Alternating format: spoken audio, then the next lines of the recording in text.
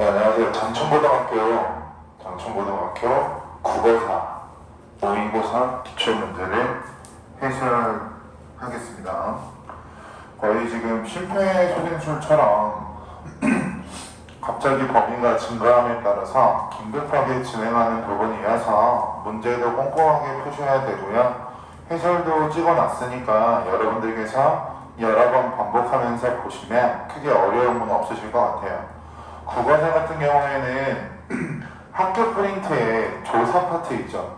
조사 파트와 관련된 문제들이 굉장히 많이 출제가 될 거예요. 그 부분하고 연계해서 보면 좀 효과적인 학습이 되기 때문에 꼼꼼하게 한번 살펴볼게요. 국어사 1번 보겠습니다. 훈민정음에 대한 발표를 위해 학생이 수집한 자료이다. 자료 활용 방안으로 적절하지 않은 것은 이라고 나와 있어요. 그러면 빼고 할게요. 일단 여기 나와 있는 훈민정음이라고 하는 것을 먼저 여러분들께서 정확히 알고 있어야 되는데, 훈민정음은 1443년 그리고 1446년이라고 하는 걸 기억해야 된다고 했습니다. 1443년도에는 창제, 46년도에는 반포한다라고 했죠. 그 차이점 잡으시고 아래 갈게요. 초성자라고 나와 있는데, 훈민정음의 초성자라고 하는 건 오늘날의 자음이라고 기억하시면 되고요. 반면에 아래 나와 있는 중성자라고 하는 건 현대국어에서 모음이라고 기억하시면 돼요. 지금 보고 있는 건 고등학교 1학년 때 했던 건데, 올해는 학교에서 언급하지 않아서 안 할 것 같긴 한데 혹시 몰라서 세종대왕님께서 초성과 중성을 만드실 때 공통적으로 상형의 원리라고 하는 것을 바탕으로 기본자를 만드셨습니다. 그러고 나서 자음은 가획의 원리라고, 소리의 세기가 세워짐에 따라서 획을 추가한다. 가획의 원리로 나머지 글자를 만들고, 이와 별개로 이체자라고 해서 획이 추가된 것처럼 보이지만 가획의 원리에서 획이 추가되면 소리의 세기가 강해진다라고 하는 메시지를 담고 있는데, 이체자는요 획이 추가되었다라고 해서 소리의 세기가 세워진 건 아니에요. 그래서 가획과 이체의 실질적인 원리는 다르기 때문에 이 두 가지를 구분하고 계셔야 되고, 모음 같은 경우에는 상형의 원리를 바탕으로 합용의 원리를 바탕으로 나머지 글자들을 만듭니다. 아래 볼게요. 1번. 그리고 마지막 종성자. 종성자라고 하는 건 우리가 알고 있는 것처럼, 예를 들어서 강이라고 한다면 우리가 실제 얘를 초성, 얘를 중성, 얘를 종성이라고 설명을 해요. 근데 우리가 알고 있는 것처럼 종성에는 자음만 올 수가 있는데, 세종대왕님께서 굉장히 똑똑하셨던 게 뭐냐면, 어차피 초성의 자음을 만들었는데 못하러 또 종성의 자음을 만들겠냐. 그래서 종성은 부용 초성이라고 하시면서 별도의 종성 글자를 만들지 않았습니다. 이 말은 종성 같은 경우에는 글자를 만드는 원리가 없었다는 말이 돼요. 그럼 여기 종성, 부용, 초성이라고 하는 게 뭐냐면, 종성의 글자는 1번, 초성의 글자를 2번, 다시 3번, 사용한다 4번. 종성, 부용을 어떻게 해석해야 되는지만 말씀드렸으니까, 종성 글자는 초성 글자를 다시 사용한다라고 하는 원리가 담겨져 있기 때문에 별도로 글자를 만드는 원리는 없습니다. 이 기본 정보 잡고 아래 보시면 1번 같은 위치에서 소리나는 기본자와 가액자는 밑줄 형태상 유사성이 있다. 그걸 보세요. 이거 배우지 않았다고 해서 모르는 게 아니라 기억과 키읔 보세요. 형태가 비슷하죠? 맞는 말이 될 거고. 2번 가액자는 기본자에 획을 더하는 방식 밑줄. 가액자는 기본 글자에 획을 더하다라는 뜻입니다. 획을 더했을 때 나타내고 싶은 건 뭐냐면 소리의 세기가 세워졌다. 그게 가획에서 획을 추가했을 때 표현하고자 하는 원리고. 3번 이체자는 가획자에 한 번 더 획을 더하여 만들었다. 틀렸죠. 이체자라고 하는 것이 획이 추가된 것처럼 보이지만 가회기 원리랑 같은 원리가 아니기 때문에 가회기랑 연관성이 있다고 푸시면 안 된다고요.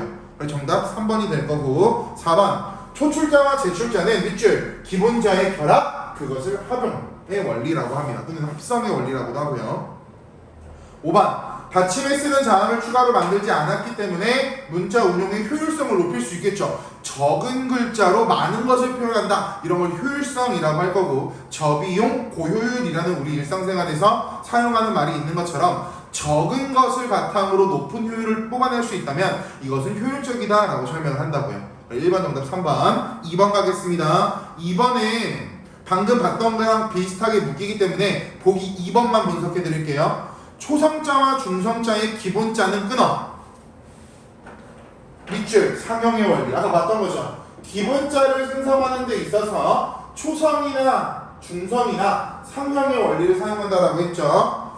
나 기본자를 가획하여 새로운 초성자를 만들었다. 그럼 가획의 원리가 될 거고 나는 자음과 관련된 내용이 될 거고요. 다 초성자를 나란히 써서 또 다른 초성자를 사용한다. 옆에 가로 여시면 얘가 뭐냐면 병서예요.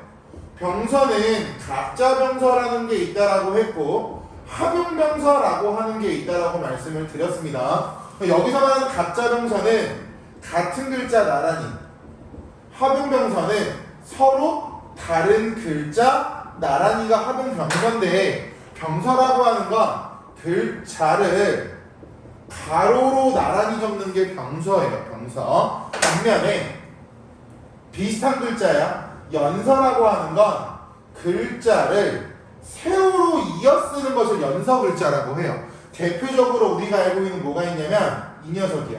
순경은 비읍. 그래서 글자를 세로로 쓰면 연서, 가로로 쓰면 병서입니다. 이와 더불어서 우리가 항상 생각해 봐야 되는 건 뭐냐면 어두자음문이죠. 어두자음문이라고 하는 건 정확히 잡으세요. 단어의 초성에 서로 다른 자음이 2개 이상 오는 겁니다. 따라서 어두자음문은 합용병서만 되지 가짜병서는 불가능하다라고 하는 거 잡으시고요. 라 기본자 외에 8개의 중성자는 기본자를 합하여 만들었다. 그게 합용의 원리, 합성의 원리가 된다고요. 이거 연결해서 보시면 정답은 3번이라고 하는 거 금방 찾으실 겁니다. 보기만 분석해 드렸고요. 넘어가서 다음 페이지 가나에 따른 표기 사례를 보기 2에 기억부터 리을까지 찾아서 바르게 짝짓는 것은 이라고 나오죠. 가 볼게요. 그 중세국어에서 옛날 말이 나오면 항상 아래 풀이가 있어요. 그래서 어려운 말을 보려고 하지 마시고 풀이를 보시면 좀 더 쉽게 소화가 되실 거거든요. 풀이만 볼게요. 이음을 수능 동그라미 쳐보세요.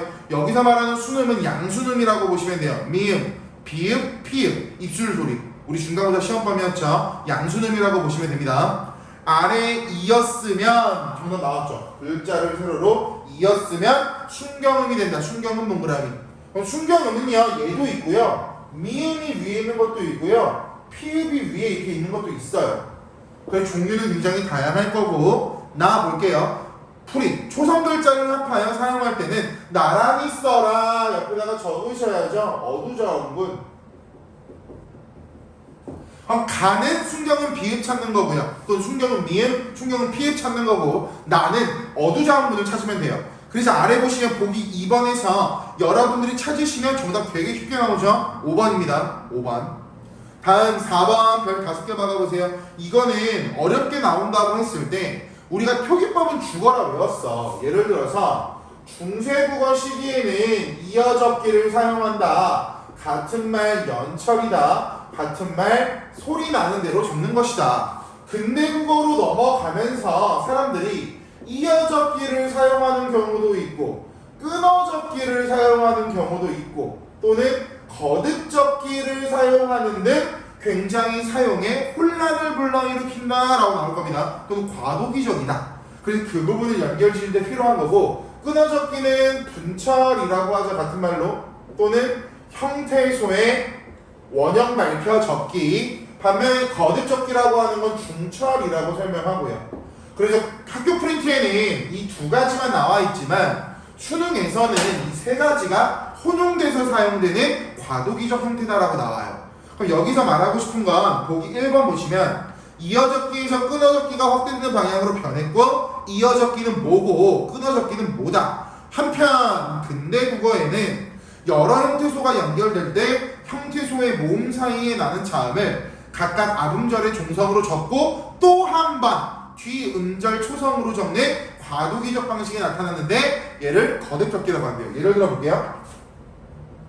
만약에 사람 플러스 이라고 하는 것을 이어적기를 하면 사람이라고 적을 거고요. 만약에 거듭적기를 하면 앞에 있는 받침을 뒤에다가 한 번 더 적는 게 거듭적기이기 때문에 어떻게 적을 거냐면 사람미라고 적을 거예요. 사람미. 반면에 끊어적기라고 하는 건 형태수의 본 모양을 발표해야 되니까 오늘날처럼 사람이라고 적겠죠. 제가 정확히 적어드릴게요. 구분이 잘 안 되실 것 같으니까 여기 미음 이렇게. 그래서 이어적기, 거듭적기, 끊어적기가 이거라고 아시면 아래 나와 있는 거 마찬가지야. 중세국어는 원래 형태대로 돌려봐야 된다라고 했죠. 끊어적기 해봐야 된다라고 했죠. 그럼 그걸 적용시키시면 정답은 1번이라고 알 수 있을 거예요. 그래서 어렵게 나온다라고 했을 때 우리가 알고 있는 표기법을 단순히 물어보지 않고 처음 보는 지문에 적용해서 이렇게 물어볼 수 있기 때문에 4번 문제는 중요하다라고 보시면 되고요. 정답 1번. 마찬가지입니다. 뒤에 5번 별빛 100점 개 막으세요. 우리가 계속 정리하고 있는 거야. 아래야는 1차 소실 과정을 겪고 2차 소실 과정을 겪는데 얘가 16세기 말이라고 나올 거고 얘는 후기 중세국어라고 했죠. 얘는 근대국어고요. 우리가 알고 있는 것처럼 1차 소실은 두 번째 음절 이하에 오는 아래야가 으로 바뀐다. 2차 소실은 첫 번째 음절에 오는 아래야가 아로 바뀌는 게 2차 소실이었습니다. 제가 최근에 1대1 진행하면서 말씀드렸던 건데 이렇게 1차 소실과 2차 소실을 겪으면 이 아래야가 가지고 있는 음값, 같은 말, 소리값은 소실, 사라져버려요. 그러니까 더 이상 발음할 수가 없다고요. 그런데 사람들이 표기는 습관적으로 유지가 돼요. 부득이하게. 왜냐면 오랜 기간 동안 썼으니까 사람들이 아무리 없어졌다고 해도 습관적으로 쓸 거라고요. 그럼 결국 아래야가 한동안은 계속 쓰였다라고도 볼 수 있는데 이 표기가 언제 사라졌냐면 1933년 한글 맞춤법 통일 안에서 완전히 폐지가 됩니다. 그래서 제가 1대1 하면서도 친구들 여러분들께 말했던 것처럼 한글 맞춤법 통일 안에서 처음으로 띄어쓰기와 관련된 규정이 나온 것도 맞고 아래야 표기가 완전히 사라진 것도 한글 맞춤법 통일한 때부터예요. 그래서 두 가지를 엮어서 한 번에 알고 계시면 학습이 될 겁니다. 그래서 그걸 바탕으로 보시면 5번 문제 정답은 2번이라고 하는 건 쉬우실 겁니다. 여러분들이 많이 봤던 거라서 설명 안 할게요. 정답은 6번 가겠습니다. 6번도 별빛 100점 개 받으세요. 중세국어는 학교 프린트랑 연결 지었을 때 나올 수 있는 문제가 굉장히 많아요. 다른 부분보다. 그래도 꼼꼼히 보셔야 됩니다. 중세는 특히 중요해요. 갈게요. 옳지 않은 것 다 자음, 반치음과 순경음 비읍이 존재하였다. 존재했죠. 그리고 그 중에서도 순경음 비읍은 15세기에 소멸되죠. 그럼 순경음 비읍이 소멸되면 어떻게 바뀌냐면 오늘날 오와 우로 바뀌어요. 오와 우로 바뀌어요. 그리고 난 시간이 지나면 우리가 세모라고 말하는 이 반치음도 나중에 소멸이 되는데 얘는 완벽히 사라집니다. 지워져 버려요.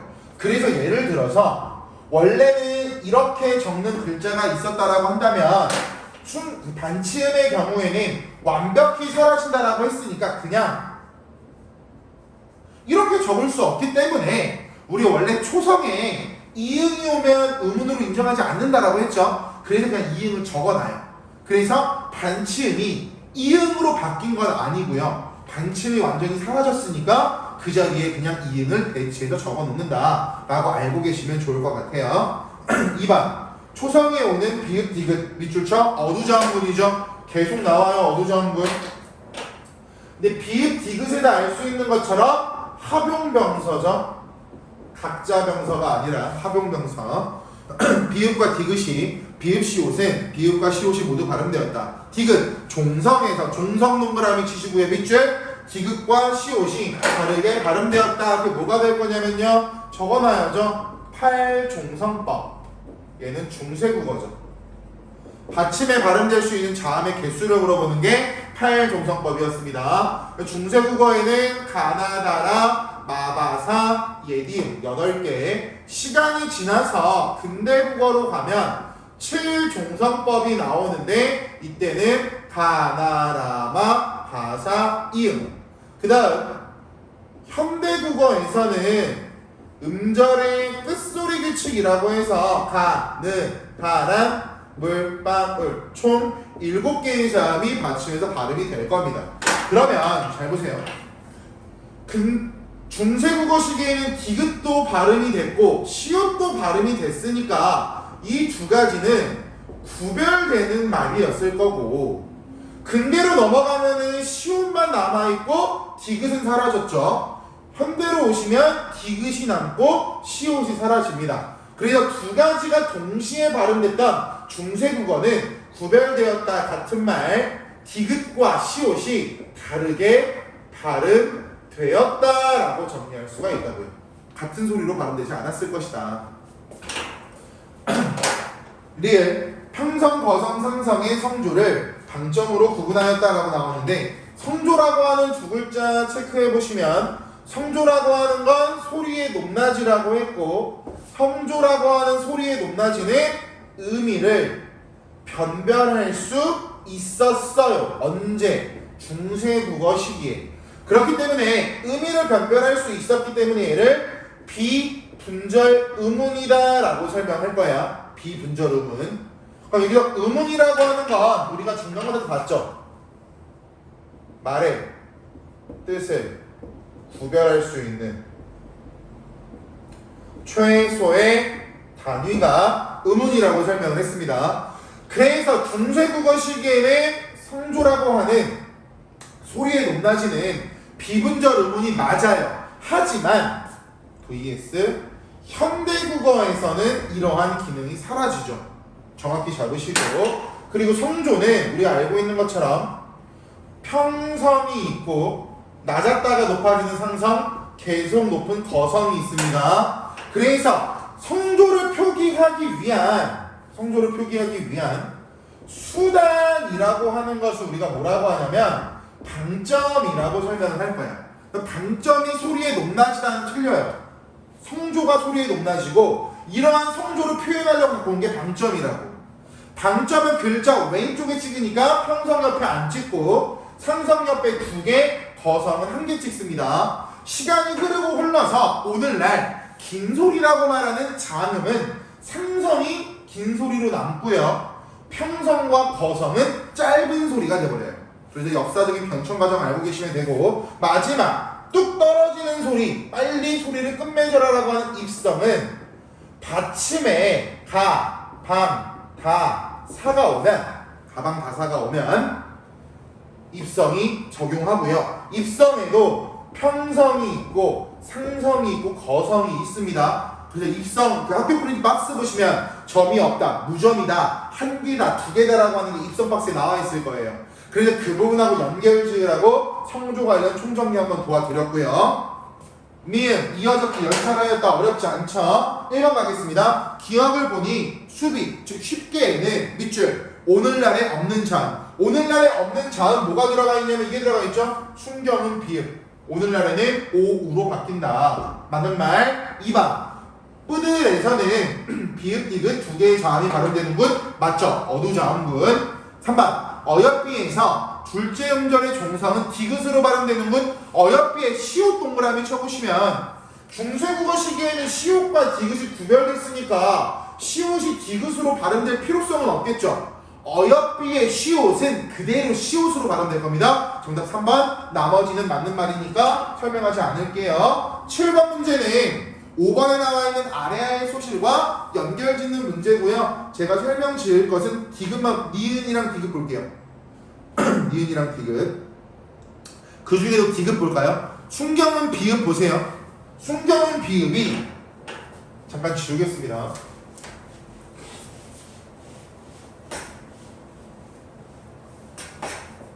보세요. 순경은 비읍이 오와 우로 변천된다라고 아까 말씀드렸잖아요. 그럼 거기 나와 있는 디귿에서 이거 하나 볼까요? 중세국어 때 이렇게 적혀있던 글자가 오늘날에 오면서 어떻게 바뀌냐면 고, 와로 바뀌었대요. 그럼 상식적으로 얘가 순경은 비읍이 넘어오면서 뭐로 바뀌었으니까 오로 바뀌었기 때문에 이 글자가 이렇게 적을 수는 없으니까 아까 우리 반치음 봤던 것처럼 초성에 왔을 때 의문으로 인정하지 않는 이행을 그냥 채워서 오늘날에 고와가 된다고요. 이런 식으로 보시면 돼요. 그럼 그와 관련해서 풀어보시면 정답은 2번이라고 하는 건 쉽게 알 수 있었을 거고 5번에 기업과 디귿으로 보아 반치음과 순경은 비읍은 현대국어에 표기하지 않게 되었군 맞는 말이 되겠죠. 4번 볼까요? 4번 디귿으로 보아 잘 봐. 디귿으로 보아 그러면 여기서는요 아라고 하는 모음과 결합한 거고 굽다라고 하는 거 볼까요? 구워 얘가 구워가 됐대요. 여기서는 아가 아니라 어라고 하는 모음이랑 결합이 됐어요. 그럼 결국 얘가 오 또는 우로 바뀔 수 있는데 여기 나와 있는 워라는 글자 보시면 얘는 우로 바뀐 다음에 이런 형태였을 거라고 처음에는. 근데 아까 봤던 것처럼 초성에 와서 의문으로 인정하지 않는 이응을 적어놨으니까 구어로 바뀌었겠죠. 그러면 4번에 나와 있는 것처럼 디귿으로 보아 순경은 비읍에 결합되는 어미의 모음에 따라 순경은 비읍에 결합되는 어미의 모음이라고 하는 건 여기 나와 있는 아라고 하는 것과 어라고 하는 거죠. 아와 어에 따라서 현대국어의 표기가 구워로 되거나 고와로 되니까 달라진다라고 하는 말도 맞는 말이 되겠죠. 됐죠? 어렵지 않은 부분이었고요. 넘어가서 보실게요. 다음 장 8번 문제는 좀 많이 어려워요. 어려운데 느낌상 안 나올 것 같은데 그냥 빨리 보겠습니다. A 보시면 A에 이렇게 나와 있고 중세, 현대, 중세, 현대 이런 식으로 나와 있죠. 갈게요. 동사는 목적어 필요 여부에 따라 타동사와 자동사로 구분된다. 여기서 타동사라고 하는 게 목적어를 필요로 하는 걸 타동사라고 하죠. 바로 A의 첫 번째 거 볼게요. 큰 마음을 열어. 그럼 얘는 타동사죠. 앞에 마음을이라고 하는 목적어가 있으니까. 현대국어 가겠습니다. 큰 마음을 열어. 마찬가지 타동사네요. 아래 자연히 마음이 열어. 여기 목적어가 없죠? 이제 자동사네요. 그럼 열어라고 하는 건 중세국어식의 타동사로도 쓰이고 중세국어식의 자동사로도 쓰인대요. 자타동사가 되겠죠? 현대국어 가겠습니다. 자연히 마음이 열리어. 이거 잘 보셔야 돼요. 잘 봐. 열리어라고 하는 것을 생각하지 않고 앞에 목적어가 없으니까 자동사네 다 틀려요. 이 열리어는 열다가 기본형이야. 열리어는 피동표현이잖아요. 열다라고 하는 말로 바꿔보시면 얘는 창문을 열다라는 반드시 목적어를 필요로 합니다. 문을 열다, 창문을 열다, 차를 열다 이런 것처럼. 그래서 여기 나오는 현대국어의 열리어는 타동사예요. 잘 보셔야 됩니다. 난이도 높아요.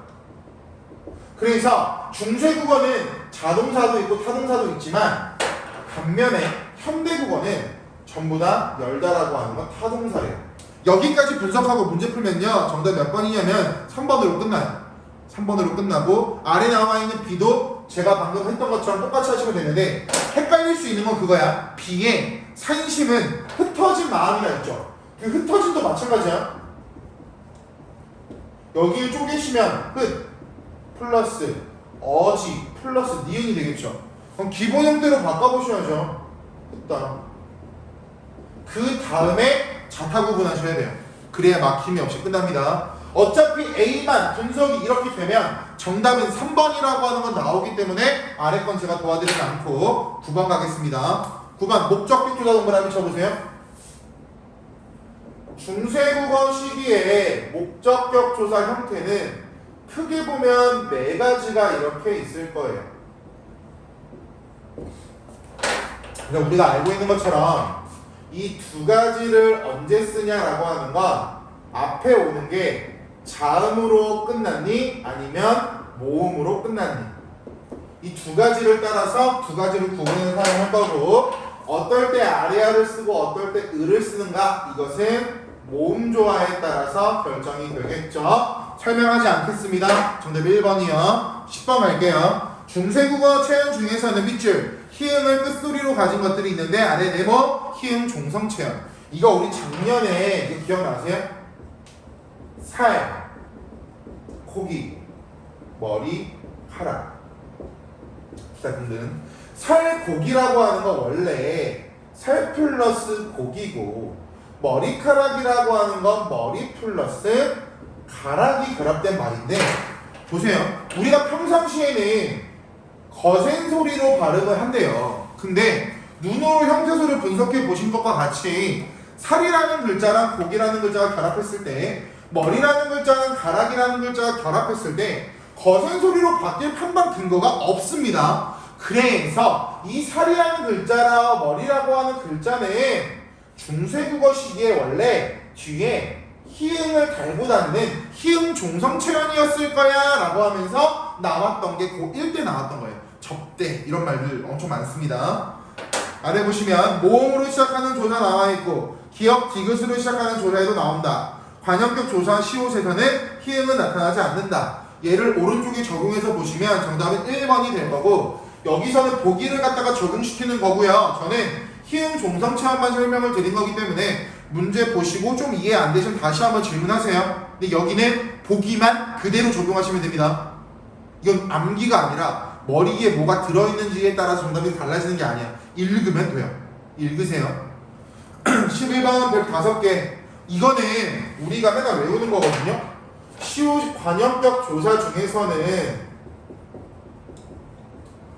시옷도 있고 얘도 있고 얘도 있는데 뭐 그 중에 시옷이라고 하는 건 감정을 느낄 수 없는 무적 명사 중에 높임의 기능을 할 때 시옷을 쓴다. 얘는 또 어떨 때 쓰고 얘는 어떨 때 쓴다. 그런데 얘를 쓰는 경우와 얘를 쓰는 경우는 모음 조화 현상에 따라서 적용된다 라고 봤던 거야. 그게 실제로 적용하는 문제로 나와 있는 거고요. 11번 별표 5개 박으신 다음에 이거 무조건 연습하세요. 나올 겁니다. 나올 거예요. 정답은 1번 설명할 거 없고요. 12번 가겠습니다. 중세국어의 주격조사는 네모 쳐보세요. 중세국어의 주격조사라고 하는 건 뭐밖에 없었냐면 2만 존재했어요. 2. 그런데 환경에 따라서 세 가지로 나뉘어 사용된다라고 했죠. 얘는 앞에 오는 체언이 자음으로 끝날 때 얘는 앞에 오는 체언이 이 모음 이외의 모음으로 끝날 때 얘는 앞에 오는 체언이 이 모음으로 끝날 때 항상 했던 것들이니까 확인. 그럼 여기서는요 기역, 니은, 디귿이 나와 있는데 특이한 게 뭐가 있냐면 디귿입니다. 디귿 볼게요. 밑줄 음음 조건에 관계없이 생략되기도 했다. 그럼 이거는 여기 적혀있지 않더라도 맞는 말이니까 눈으로 보시고요. A 볼게요. 날이 저물어 라고 나와 있는 건 형태 속에 보시면 날 플러스 2가 되겠죠. 원래 형태가 그대로 왔으니까 위에 나와 있는 기호 적용하면 기역이 될 거고 니은 태자 라고 나와 있는데 얘를 현대어로 풀이하면 태자께서 뭐 태자가라고 해석이 될 겁니다. 여기 나와 있는 태자 이 뒤에는 아무런 이유 없이 주격조사가 생략됐죠. 얘는 디귿이 될 겁니다. 디귿. 매해 달이 없도다에서 주어는 달이니까 마찬가지 형태도 쪼개보시면 이렇게 되겠죠. 니은이 될 거고 아들이 쪼개보세요. 얘는 기역이 되겠죠. 얘는 니은이 될 거고 마지막 태자 공자 하나 나오있죠.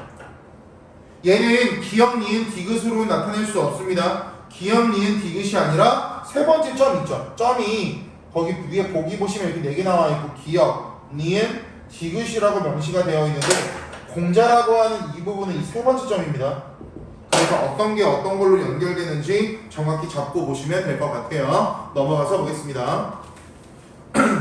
보기를 읽고 중세국어에 대해 탐구한 내용이다. 적절하지 않은 것은 잘 봐, 잘 들어. 만약에 시험 문제 이런 게 나오면 팁. 원문과 현대어 풀이를 비교할 것. 원문과 현대어 풀이 비교하지 않고 그냥 접근하면 다 틀립니다. 볼게요. 해동 육룡이 나르샤 일마다 천복 이시니 고성 이 동그라미 쳐보세요.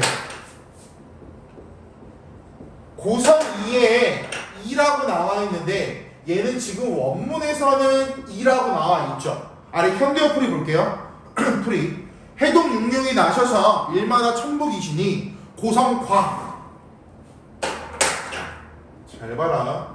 왜 내가 두 가지를 왔다 갔다 해서 보라고 하냐면 원문에선 2니까 우리 대충 보는 국승이는 주격조사다. 아니요. 아래 현대어 풀이 보세요. 과래요. 얘는요 부사격조사죠. 현대어 풀이 보셔야 됩니다. 꼭 반드시 아시겠죠? 아래 볼게요. 불휘 뒤에 주격조사 생략이라고 했죠. 깊은 이어적기라고 했죠. 남근 바람에도 이어적기죠. 그런데 우리 학교 프린트에 나와 있는 것처럼 바람에라고 하는 건 형태소를 쪼개 보시면 에라고 하는 부사격 조사를 찾으셔야 됩니다.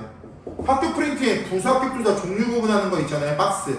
그것 때문에 부사격 조사도 알고 계셔야 되고요. 아니라고 하는 건 부정문입니다. 부정표현. 중세국어 시기에도 부정표현이 있었고, 아니 밀쉐라고 했을 때 리을쉐라고 하는 건 연결어미라고 했어요. 조사 아니고요. 이 연결어미는 인과를 나타내요.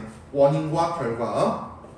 곧 교코 여름 하나니 쉐미 깊은 물은 뭐 가발에 아니 그칠쉐 내히 이러 가나니 1번 가겠습니다. 기억의 조사이는 고성이 밑줄 비교나 기준을 삼는 대상. 그러니까 과잖아요. 주격조사로 보면 안 된다.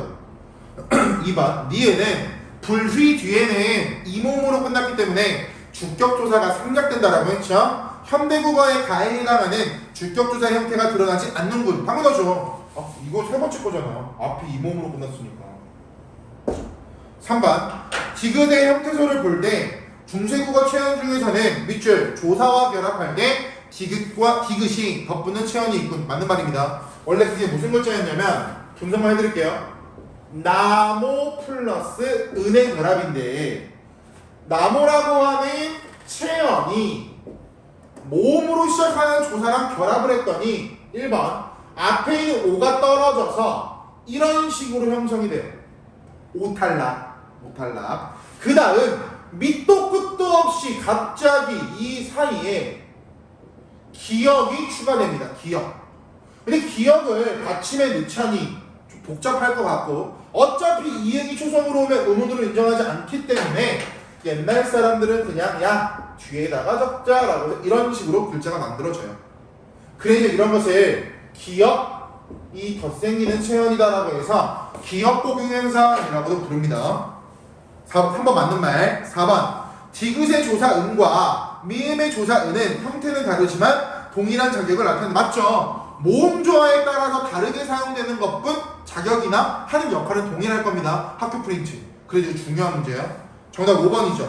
리을과 비읍의 조사 에는 비읍만 볼까요? 바라레라고 하는 건 얘들아 바라레라고 하는 건 바랄에가 될 텐데 얘는 바다에가 될 거예요.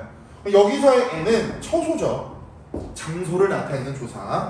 정답 5번. 14번 가겠습니다. 가에 들어갈 내용과 적절하지 않은 것은 이라고 나와 있는데 기억만 볼게요. 기억. 달이 즘은 강하람에 비추음이 같은 이라고 나와 있는데 얘들아 말했지.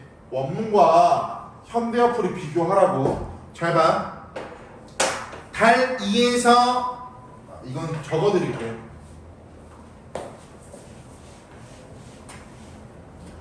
보세요. 달 달이라고 하는 걸 쪼개면 이렇게 쪼갤 수가 있을 거고 뒤에 비취용이라고 하는 거 그냥 앞에 건 쪼개지 않을게요. 귀찮아요. 시간 없으니까.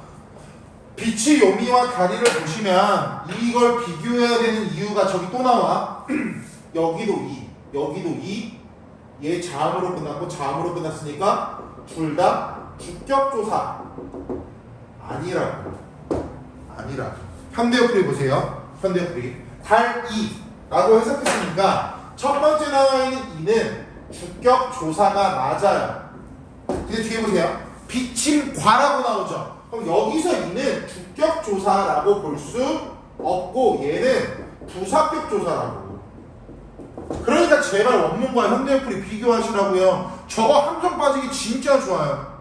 정말 헷갈릴 수 있는 부분이니까 원문이랑 현대어플이랑 꼭 비교하세요. 무조건. 그렇게 해서 아래 거 쭉 풀어보시면 정답은 4번이라고 하는 건 알 수 있을 겁니다. 사슴의 등과 도적의 입과 눈인데 사슴의 의와 도적의 의가 각각 기준과 조건은 아니죠. 어떻게 기준과 조건이 되겠어요? 정답 4번. 15번 별표시 박으시고요. 15번에 적어놔. 서술격 조사의 환경변호. 학교 프린트입니다. 학교 프린트에 나오는 모의고사 기출문제는 중요해요. 서술격 조사 이다 뒤에 기억이 오면 기억은 탈락한다. 디귿이 오면 디귿은 리을로 바뀐다. 선어 발음이 오가 오면 오가 로로 바뀐다. 학교 프린트에 나와 있는 거 그대로 적용하세요. 설명 안 하겠습니다. 4번. 16번 별표 5개 박으세요. 객체 높임법이죠. 삽잡삽이 있습니다. 어쩌라고요? 어느 환경에서 어떤 삽잡삽이 나오는지 알고 계셔야 되겠죠. 거기 적어보시고 확인해 보시면 되고요. 객체 높임법은요, 목적어나 부사어를 높이는 겁니다. 그럼 우리 앞에서 했던 문장을 생각하시면서 그 문장에 나와 있는 목적어랑 부사를 찾으시면 정답은 3번이라고 하는 거 금방 찾으실 거고요. 3번. 넘어가서 17번 가겠습니다. 마찬가지 별표 5개 박으세요. 이게 중세국어와 현대국어의 문제 트렌드나 문제 틀이 비슷하다라고 볼 수 있는 근거가 17번 같은 문제입니다. 적절하지 않은 것은이죠. 1번 볼게요. 바로 1번에서 끝나요. 주체인 하늘을 높이는 성자를 높이는 시가 쓰인다는 점에서 현대국어와 같다. 옆에 가로 여시고 적어. 원문과 현대어플이 비교할 것. 이 문제 틀리면 바보야. 위에 중세국어 보세요. 첫 번째 여기 성자를 내 신이다라고 나오죠. 아래 현대어플이 보세요. 동그라미 하늘 이 동그라미. 그럼 잘 봐. 샤라고 하는 건 주체 높임 선어가 어민데 여기 기억 1번 보세요. 주체인 성자. 야, 성자가 어떻게 주체야? 현대어플에 하늘 이가 주어라고 나와 있잖아요. 정답 1번. 주체인 성자가 아니라 주체인 하늘을 이 맞는 문장이 되겠죠? 나머지 보시고 18번 별표 5개 박으세요. 판정 의문문은 예, 아니오를 묻는 문장입니다. 의문사 없고요. 의문조사 아형을 사용합니다. 다를 사용합니다. 선생님 설명 의문문은요, 구체적인 설명을 요구하고 있기 때문에 의문사 필요하고요. 의문조사는 오형을 사용합니다. 고와 같은 오 모음이 들어간 형태를 사용합니다. 그걸 적용하는 문제입니다. 근데 여기는 한 단계 더 들어가서 뭐가 나오냐면 보기 볼게요. 의문문에는 청자에게 갑을 묻는 판정 의문문과 구체적인 설명을 요구하는 설명 의문문이 있는데 중세국어의 경우 판정 의문문에는 가, 녀 등의 어미, 끊어. 그래서 제가 아형이라고 외우라고 한 거고 녀라고 하는 글자도 판정 의문문이다라고 하는 거 기억하셔야 되고요. 설명 의문문에서는 고와 요 등의 어미가 쓰인다. 주로 여기 밑줄, 여기 처음 보는 거야. 2인칭인 경우에는 여기서 말하는 2인칭은 너라고 말하는 게 2인칭이죠. 2인칭인 경우에는 니은다와 같은 특수한 의문형 어미가 쓰인다. 아래 기억 볼게요. 이 딸이 너희 종가 가라는 글자에 아 모음 동그라미 쳐보세요. 아 모음이 나왔으니까 판정 의문문. 이제 어떠한 고라는 글자에 오 모음 동그라미 쳐보세요. 설명 의문문이고 어떠 동그라미 쳐보세요. 의문사요. 그럼 기억은 판정, 니은은 설명. 어렵지 않죠. 디귿, 리을 묶어보시면 네라고 하는 글자 동그라미 쳐보시면 네라고 하는 글자가 2인칭입니다. 2인칭. 종결함해 볼까요? 모르 덤다, 니은 다 동그라미. 리을 내 어때 안다 니은다 동그라미. 잘 봐.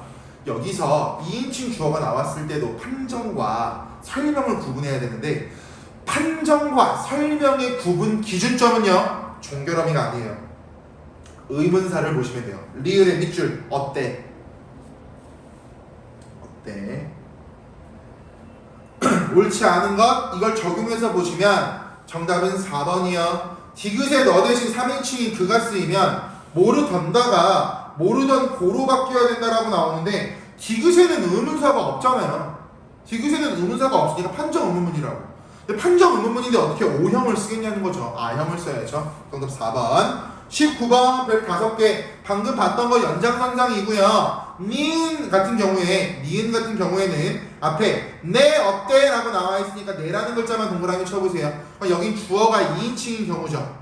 방금 봤던 거 그대로 적용시키시면 정답 2번이 될 거고요. 20번 가겠습니다. 별빛 5개 받으세요. 20번은 학교 프린트 총 망라입니다. 전 영역을 한 문제로 모아놓은 거라서 20번 문제 굉장히 어려울 수 있어요. 옳지 않은 거. 1번 기억의 관형투자 시옷이 쓰였다는 점 맞죠? 근데 현대국어에서는 사용하지 않으니까 차이가 있다. 맞는 말. 2번 객체를 높이는 선어바람이 니은에 있죠. 듣자 보되 했을 때 현대국어와 차이가 있죠. 현대국어에는 객체 높임 선어바람이가 없으니까요. 3번 디귿 어근의 원형을 밝혀 적었다 밑줄. 어근의 원형을 밝혀 적었다라고 하는 거 적어놔. 끊어 적기 같은 말 분철. 하지만 중세국어 시기에는 이어 적기를 했지 끊어 적기 하지 않았기 때문에 정답 3번이 될 거고 나머지는 쉬워서 21번 가겠습니다. 21번 보시면 마찬가지야. 원문이랑 풀이랑 같이 보세요. 원문이랑 풀이랑 같이 보시면 이해하시기 쉬운 내용이 되고요. 거기서 오욕은 눈의 교훈 및 보고적. 보고적 네모 쳐보세요. 보고자라고 하는 말이 현대어 풀이로 뭐라고 나오냐면 보고자라고 나와요. 보고자. 그럼 당연히 보고자라고 하는 건 보다라고 하는 용언 뒤에 고자라는 말이 붙은 거니까 어미가 될 거라고. 정답 5번이 되겠죠. 종결어미가 어떻게 돼요? 보고자라고 하면서 뒤에 나오는 문장과 이어주고 있으니 어미 중에서도 연결어미죠. 문장을 끝맺는 게 아니니까요. 그렇게 보시면 되고 나머지는 현대어 풀이랑 연결 지으면 된다라고 계속 말씀드리니까 쉬울 겁니다. 정답 5번인데 4번 잠깐 볼게요. 4번에 용언에 관형사형이라고 하는 말이 뭔지 말씀드리면 앞에 나와 있는 거 볼게요. 좋은이라고 하는 글자가 나와 있는데 얘는 원래 좋다라고 하는 말 글자 뒤에 은이 결합한 형태가 될 겁니다. 그러면 앞에 나와 있는 어간 뒤에 은이라고 하는 관형사형 어미가 결합돼서 만들어진 게 좋은이죠. 그래서 용언 플러스에 관형사형 어미가 결합된 것을 용언의 관형사형이다라고 불러요. 용어 혹시 모르실까봐 한 번 더 설명 도와드렸고요. 22번도 별빛 5개 박아보세요. 22번은 장충고등학교 16, 17 연도에 굉장히 많이 나왔던 춘망이라는 작품인데요. 두시연에 나온 춘망이라는 작품인데 나올 수 있어요. 중요한 작품입니다. 진짜로 중요한 작품이어서 꼭 기억하고 계셔야 되고 근데 막상 보시면 어렵지 않아요. 저는 1번 봄이라고 하는 건 끊어 적기가 아니라 이어 적기죠. 그래서 문제 자체는 엄청 복잡하게 나와 있는데 보다 보면 쉬워요. 그리고 꼼꼼하게 보시면 1번 끊어 적기가 아니라 이어 적기다라고 하는 걸 찾을 수 있을 거고 나머지는 제가 설명할 거는 없을 것 같습니다. 넘어가서 가겠습니다. 보기를 바탕으로 중세국어의 특징을 탐구한 것이다. 적절하지 않은 것은 왕이 니르샤데 대샤 하신 일 아니면 아우 짜증나 그죠? 현대어 풀이 보세요. 왕이 이르시되 대사 하신 일이라고 나오죠. 맞아요? 그럼 잘 봐요. 대사 하신 일이라고 하면 현대국어에서 우리가 알고 있는 것처럼 여기 나와 있는 시는 주체, 높임, 선어 발음이가 될 거야. 그럼 이 문장의 대사라고 하는 게 주어져. 그렇기 때문에 이 시는 대사를 높이는 주체, 높임, 선어 발음의 시가 될 거라고요. 됐어요? 그럼 1번 보세요. 기억에서는 주체인 대사를 높이기 위한 선어 발음이가 사용되고 있고, 맞는 말이네요. 그죠? 이제 현대어풀이 볼게요. 아니면 누가 한 것입니까? 선인이 아뢰되. 선인이라고 하는 글자 보시면 이렇게 쪼개질 수 있을 거고요. 앞이 자음으로 끝났으니까 뒤에 나와 있는 이가 주격조사 그대로 맞다라고 보실 수가 있겠죠. 선인이 아뢰되 대왕이시여 이 남굴의라고 나와 있는데 위에 원문 보시면 남굴 플러스 시옷이라고 나와 있죠. 그럼 이 시옷은 관형격 조사가 될 거예요. 됐어요? 그럼 2번 볼게요. 2번 니은의 이와 시옷의 이는 아니네요. 죄송해요. 이어서 볼게요. 남굴의 선인이 한 딸을 길러내니 양지 그 모습이 단정하여 세간에 여기 일단 세간에에서 에라고 하는 글자는 여러분들이 아시는 것처럼 부사격 조사가 되겠죠? 세간에 쉽디 못하니 잘 봐. 쉽디라고 하는 게 오늘날에는 쉽지라고 적용합니다. 디귿과 시옷만 보시면 구개음화가 되겠죠. 구개음화가 중세 때는 아니야. 현대는 맞아. 이거 우리 많이 봤던 거. 못하니 그들 한일 시절에 동그라미 치세요. 부사격 조사 자체마다 연화 이라고 나오죠. 갈게요. 연화 플러스 이라고 나오는데 현대어풀이 보세요. 연꽃이라고 나와 있으니까 현대어풀이 바탕으로 얘가 주격 조사라고 하는 건 알 수가 있을 거라고. 근데 앞에 있는 니은이라는 자음으로 끝났기 때문에 그대로 왔다면 여기는 와라고 하는 이 모음이 아닌 다른 모음으로 끝났으니까 짝대기 하나가 왔을 거라고. 됐어? 그럼 2번 보기 보세요. 얘와 얘는 격조사의 종류가 달라서는 아니야. 왜? 얘도 주격이고 얘도 주격이니까 격조사의 종류는 동일합니다. 격조사의 종류는 동일하지만 환경이 달라서 앞에 오는 체언이 자음으로 끝난 경우와 이 모음이 아닌 다음 모음으로 끝났기 때문에 다른 형태가 쓰인 거지. 격조사의 종류가 다른 건 아닙니다. 정답 2번. 24번 갈게요. 옳지 않은 거. 야, 이거는 미안한데 바로 1번부터 5번만 봐도 풀려요. 2번 볼까요? 고유어에서 두음 법칙이 적용되었다? 아니죠. 한자어의 경우에만 적용되는 게 두음 법칙이에요. 정답 2번. 1번부터 5번까지 본문 보고 분석해본 다음에 모르면 질문하세요. 설명 안 할게요. 25번 기억 1번 볼게. 첫 음절 초성에 서로 다른 자음 어두자음군 맞죠? 2번 니었으며 잘 봐. 중세국어 시기에는 이렇게 적었대. 근데 오늘날에는 이었으면이라고 하죠. 그러면 니은이 탈락했다라고 하는 건 두음 법칙을 말하는 거고, 두음 법칙이 중세국어 시기에는 일어나지 않았고 현대국어에는 일어난다죠. 정답 2번이 되겠죠. 그 아까 전 문제에서 고유어에서 두음 법칙이 적용되었던 점에서 현대국어와 공통점이 나는 현대국어의 경우에는 한자어에만 적용된다라는 거야. 정확히 잡으시면 되고요. 나머지 문제 없고 26번 별표 5개 막아놔. 나랑 발사는 김기기 나라의 이 세종어리 훈민정음은 무조건 나올 수밖에 없는 포인트입니다. 근데 어렵지 않게 풀려요. 적용해서 보시면 옳지 않은 것 정답 5번이죠. 르리라고 하는 거 우리 아까 앞에 했잖아. 얘는요 앞에 오는 게 모음으로 끝나야 올 수 있는 목적격 조사입니다. 과자를 이 환경은 현대와 동일해요. 그래서 오늘날 우리가 목적격 조사를 어떤 환경에서 쓰는지만 알고 있으면 쉽게 풀리는 문제고 나머지는 앞에서 봤던 내용들 중복이니까 넘어갈게요. 27번 보세요. 잘 봐. 잠깐 가까이 갈게요. 27번 문제 보시면 저도 중세국어랑 현대국어에서 다른 부분들만 이렇게 밑줄을 쳐놨어요. 보이시죠? 보이시죠? 여러분들도 아까 앞에서도 제가 강조하는 거예요. 중세와 현대의 풀이가 나오면 항상 비교하라고 힌트 준다고. 그러니까 복잡하게 생각하지 말고 그냥 밑줄부터 치세요. 그러면 사이즈 나오고요. 정답은 2번이라고 하는 건 어렵지 않을 겁니다. 2번. 제가 하란 대로 하고 문제 풀어보세요. 그래도 안 되면 질문하시고요. 2번. 28번 옳지 않은 거죠. 기억. 두음 법칙이 적용되지 않았다. 방금 받은 니었으면과 동일한 거니까 1번 맞고요. 2번.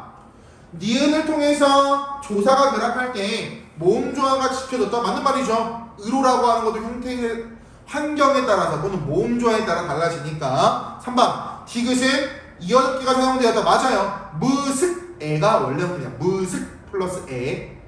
리을. 초정자에 서로 다른 자음을 가로로 나란히 쓰는 방식. 어두정긋 합용병서. 정답 미음이죠. 샤라고 하는 건 객체를 높이는 게 아니라 주체 높임이잖아요. 정답 5번. 넘어가서 29번. 기억과 미음에서 알 수 있는 중세구의 특징이야. 봐봐. 현대어풀이 다 주잖아. 결국 준다니까요. 그러니까 현대어풀이를 보시면서 본문이랑 1대1로 비교하세요. 그게 시간 절약도 간편하게 끝나요. 옳지 않은 것 1번. 기억을 보니 모음으로 끝난 최연기의 목적격 조사 2. 틀렸죠. 여기서 2는요 주격 조사잖아요. 정답 1번. 나머지는 방금 봤던 것들인데 모르면 질문하시고. 30번 별표 5개 박아봐. 작년에 우리가 했던 용비어천가야. 그래서 올해도 나올 수 있어요. 이거 엄청 쉬운데. 정답 5번이에요. 5번 갈까요? 밑줄. 어간의 받침을 어간의 종성과 어미의 초성으로 겹쳐 표기하였다. 저거나 거듭적기. 근데 거듭적기 근대잖아요. 근데 지금 보고 있는 용비어천가는요 중세잖아요. 당연히 말이 안 되죠. 문제 간단히 푸세요. 복잡하게 생각하지 마시고. 위에 나와 있는 것들은 보시고 모르시면 질문하세요. 30번 정답은 5번. 31번 가겠습니다. 별표 5개 박아봐. 학교 프린트 총 망라. 그 기출문제가 학교 프린트 총 망라가 너무 많아요. 옳지 않은 거 보기 2번 보세요. 무슨 말을 니라니뇨라고 나오죠. 1번 볼까요? 니라나뇨와 인나열을 비교해보면 뇨 동그라미 쳐. 뇨 설명 뇨 동그라미 쳐. 인나녀 녀 동그라미 쳐. 녀 동그라미 치세요. 그럼 거기서 인나 뇨는 설명 녀는 판정 의문문의 종결음이거든요. 그러니까 1번 맞는 말이 될 거고 2번 말을과 결을 비교해보면 니은 모음 조화에 따라 결정되었다. 비교할 수 있고요. 3번 세존 하 동그라미 높이명 호흡조사죠. 일반은 아와 야를 쓰고 감탄은 열을 쓴다고 학교 프린트에 나옵니다. 중요한 거야. 4번 보시던 일을 보면 리을 알 수 있고 알 수 있어요. 이거는 안 나올 것 같은데 한번 보시고요. 정답 5번이요. 보살꼴을 보면 미음 듣는 이를 위한 선어바람이 미음 밑줄 쳐보세요. 듣는 이를 높이기 위한 건 상대 높임이고 상대 높임 선어말 어미는 중세국어 때 이와 이시 있었잖아요. 근데 거기 나와 있는 얘는 객체잖아요. 정답 5번. 32번. 이것도 어렵지 않아가지고 옳지 않은 거 정답 5번이요. 32번도 별표 다 박아놓으세요. 학교 프린트 총 막나. 조사가 어떻게 나와요? 라고 물어보지 마시고 이 문제 보시면 학교 프린트가 어떻게 나오는지가 가늠이 잡히실 거예요. 마지막 문제입니다. 32번. 중세국어와 현대국어의 의미 변화. 이 경환이가 되게 못하는 거거든요. 정답 5번이요. 쉬운 문제예요. 해설할 필요 없으니까 안 하겠습니다. 여기까지가 국어사 해설이었고요. 해설 강의 다 들으시고 나서 정리하고 여기 필기하시고 저한테 필기한 내용을 사진 찍어서 보내셔야 수업을 들었구나 라고 인정을 할 겁니다. 필기도 아무것도 안 하고 팔짱 끼고 수업 듣다가 필기 하나도 안 돼 있는 거 저한테 보내시면 혼나요. 지금 총 정리하는 것처럼 중세국어 다 해주는 거예요. 그래서 중세국어는 지금 한 수업으로 직전날 총정리를 안 할 수도 있습니다. 필기 다 해놓으시고 고3 모의고사지만 쉬워요. 제가 해설을 가볍게 한 것도 있고 딥하게 들어간 것도 있지만 문제 푸는 여러분들도 가볍게 했으면 뭐야 어렵지 않네 고3 별거 아니네 라고 생각을 할 거라는 거죠. 꼭 복습까지 하셔야 되고요. 다음 강의나 이전 강의가 문장이나 문장의 짜임 그리고 문법 요소도 강의가 있을 거예요. 제가 아직 안 찍었거든요. 그건 찍을 거고 찍고 나서 그것도 마찬가지 듣고 필기하고 사진으로 인증 그게 여러분들이 오늘 해야 되는 학습 분량 중 하나입니다. 국어자 해설 강의는 여기서 마치고요. 고생하셨습니다.